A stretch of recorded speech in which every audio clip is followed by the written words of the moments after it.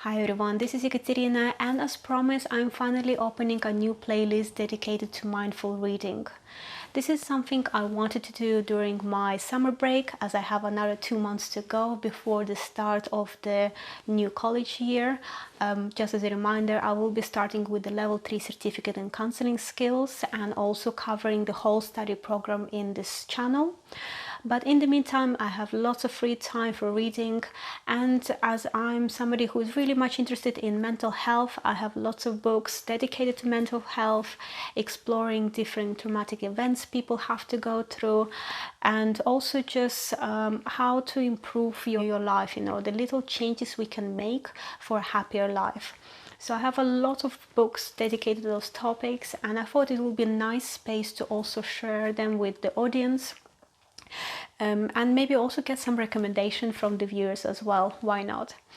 So today I'm sharing with you my very first book, and honestly it did take me a while to decide which book I actually wanted to be the very first one for this playlist, but in the end I decided that it should be my very first audiobook that is called The Power of Habits, and it was written by Charles Duhigg. Now, this is indeed quite a special book for me, not just because of how much I've learned about the habits formation from this and how we can change our own habits, but also because, as I said, it was my very first audiobook and I really much enjoyed that, and I think it helped me to get almost hooked on the audiobooks. At this moment, I have hundreds of books on my Audible account, and maybe I should also mention this straight away that, as I said, all my audiobooks are on Audible, so I will be also sharing links to those books in the description of the video. However, it doesn't really particularly mean that you have to go and get those books on Audible. You can always buy the real paper copies, or you can use other online providers for the audiobooks if you are into them as much as I am. At the time of recording this video, I have nothing to do with Audible or Amazon. I'm not getting anything out of sharing these links. It's just me sharing my experience, and as I said, I'm just using Audible because I was introduced to it by a friend, and I just found it quite easy and convenient to use, and also not very expensive. So that's why all the audiobooks you will see from me in this channel will be from Audible most probably. But of course I also have lots of real books which I'll be sharing with you as well. It just so happens that my first book is audiobook. So why would I recommend you this book? Well, first of all, I wanted to say that this is actually a very easy to read book. So again, you don't need any specific education or knowledge before you start with this. This is really suitable for everyone, and it can really teach you simple steps on how you can change your life, how you can actually form new habits and change the existing habits that you are not happy with. And that's why I found this book very powerful and very inspiring. It has elements of research. It certainly explains some of the science behind the formation of the habits, the neurology, how our brain operates, but it also has lots of real stories from individuals who struggled with bad habits, or people who actually created new habits and succeeded in sports or in other industries. This book also explains how big companies use our habits or help us create new habits so that we buy more of their products. So again, there is examples from McDonald's, Starbucks, Target, P&G, and many more. It even explains why products in supermarkets are allocated in a specific arrangement. So, why you always start with vegetables and finish with the bread at the end. So all those things I found really interesting. But obviously the key learning from this book is how habits are formed and how you can change them. And I think when we think about habits and our everyday actions, we certainly want to believe that everything that we do is made by us deciding that we want to do it. However, it is estimated that over 40% of actions we perform are actually driven by our habits rather than like real decision making. Certainly the habits are formed based on some behaviors that we executed in the past and probably repeatedly done it. So it is linked to some of the older decisions we've done. But certainly it's not always easy for us to remember what was that decision that triggered that particular habit. And the reason the habits are also emerge is because our brain is constantly trying to find ways of saving power. So whenever it notices that we are performing the same action over and over again, it decides whether to turn it into a habit. There's obviously some criteria that needs to be met with regards to habit formation, but in the end of the day, our brain doesn't want us to constantly make decisions for every single action we do. For example, walking. Instead, it would like us to redirect that energy, that mental power to some more important tasks. So it is helpful. Habits are not bad, but there are also bad habits that an individual would like to change. And this book certainly gives you the tools on how you can learn about your habits, kind of split them into the elements, which I will explain in a second, and how to change them for the better. So it's good to understand that not everything we do constantly turns into a habit. And this is because our brain also recognizes that we cannot just run on autopilot constantly. We will end up then in some dangerous situations whereby, for example, we're driving and no longer paying attention to the cars alongside, or like pedestrians. Certainly that sounds quite dangerous. And that's why our brains also have some safety mechanism to make sure that only specific behaviors are turned into habits. And for habits to occur, there needs to be 3 specific elements. The first element is the cue.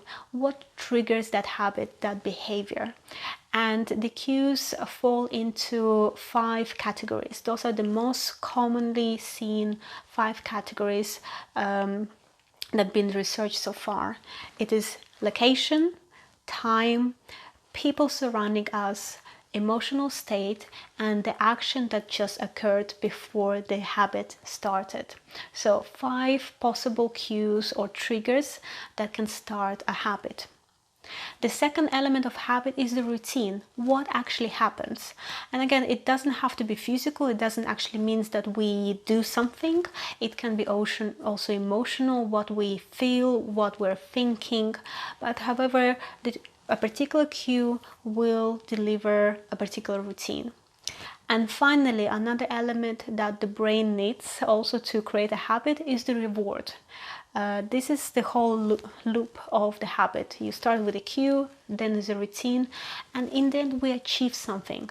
Again, it can be either a physical change or it can be just emotional change.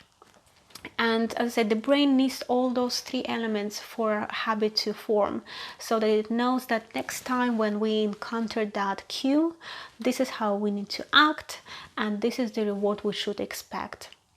And the brain is quite good in creating those habits, providing that they recognize that that reward is something that we truly need. Now, brain doesn't know which habits are good or bad, and that's why people can also gain addictions to alcohol, drugs, cigarettes. However, it just recognizes that by following that behavior, whenever there is a specific cue, we are getting a reward, and that reward, unfortunately, whether it's bad or good, is something that we desire.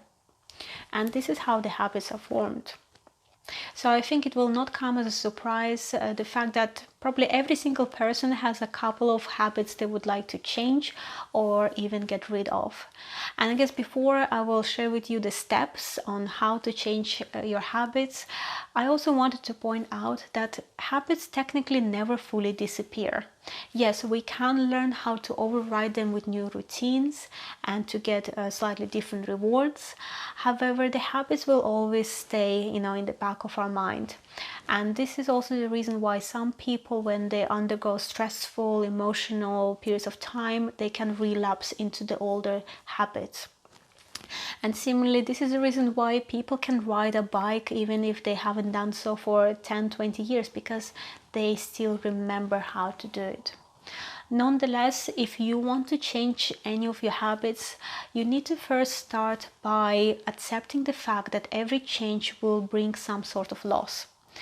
And it can be quite simple. For example, if you would like to eat more healthily, you will probably have to lose those cookies and pizzas and takeaways. And some days the loss can be a bit greater.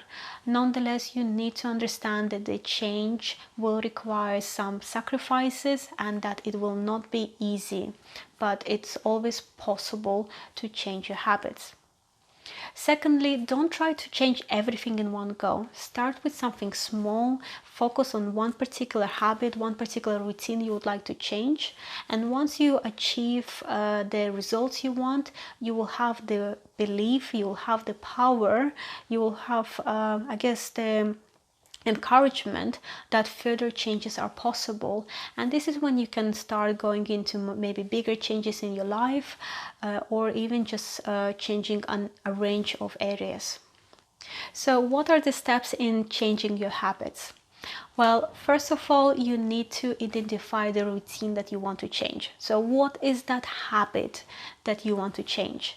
And in this book, in the last chapter, the author shares an example how every afternoon he would go and get some cookies in the cafeteria, and that was affecting his weight. So he wanted to change that habit.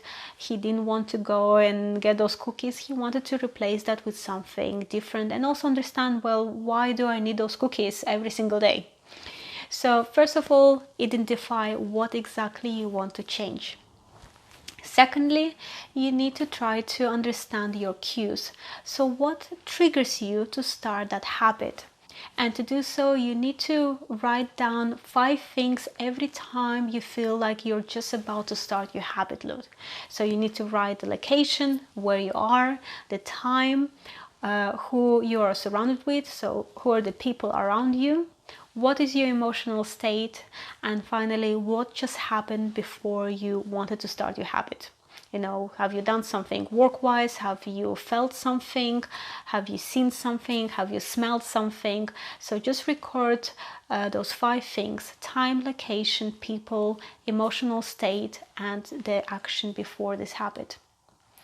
And as you will be writing this multiple times, it's not something you will kind of do in one day. You do need to keep a track of the habits over a number of cases. You will start to notice a pattern in your notes. In the case of this individual, he noticed that this habit always occurred between 3 and 4 p.m. So he was able to identify the cue, which was the time. Then the next step is to understand what is that reward, you know, why are you doing this habit? Whether you are going and getting that cookie because you have a sugar rush, you're feeling low on energy, you need a distraction from your work, or whether while you're going and getting that cookie, you also talk to people on the way, and that covers your need for socialization and just kind of catching up with your friends. So what you need to do then is to experiment. So every time you feel like you need that cookie and you go and for the cookie, do something different. Grab an apple, or instead of going to the cafeteria, go and chat with your colleagues or go for a walk. And after each of those experiments, write down 3 things that comes to your mind. You know, whether it's something you're thinking about or you're feeling. And wait 15 minutes. After 15 minutes, try to understand whether you still feel the urge for that cookie. Do you still feel like that habit was not completed, or whether you don't really feel like you need it anymore? And as you go through different experiments, you will notice that some of the things you will do will still leave that craving for the cookie, and some will actually lead you to not wanting it. And this is how you establish your reward, understanding what exactly triggers that habit, why you're doing it. And once you know what your reward is, and in this individual's case, it was actually the fact that he liked to talk to other people while he was buying the cookie, you can create a plan on how you're gonna change your habit. So what other routine you're gonna insert into your habit loop that will bring you the same reward. And the author of this book decided that every single day, sometime between 3 and 4 o'clock, he would have an alarm. He will go and talk to another colleague for 10 minutes. So he changed his habit by keeping the same cue and achieving the same reward, but he was no longer buying the cookies, and therefore he was able to lose some weight. So he still achieved the key purpose of this whole experiment.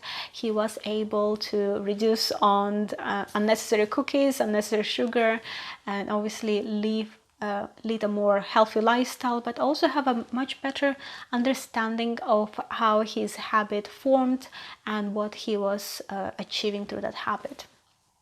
So to sum up, The Power of Habit is a book I would recommend to everyone.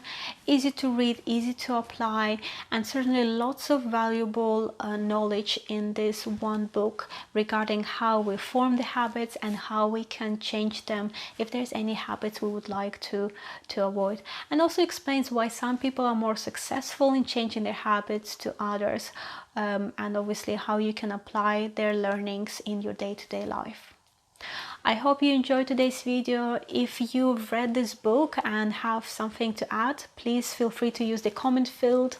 Also, if you will read it upon my recommendation, or if there's any other books you would like to recommend to me, again, please feel free to leave comments. I'm always looking forward to them. But for now, I hope you enjoyed this video. Please remember to like it, subscribe to this channel, take good care of yourself, and find some time for mindful reading. I'll see you soon. Bye bye.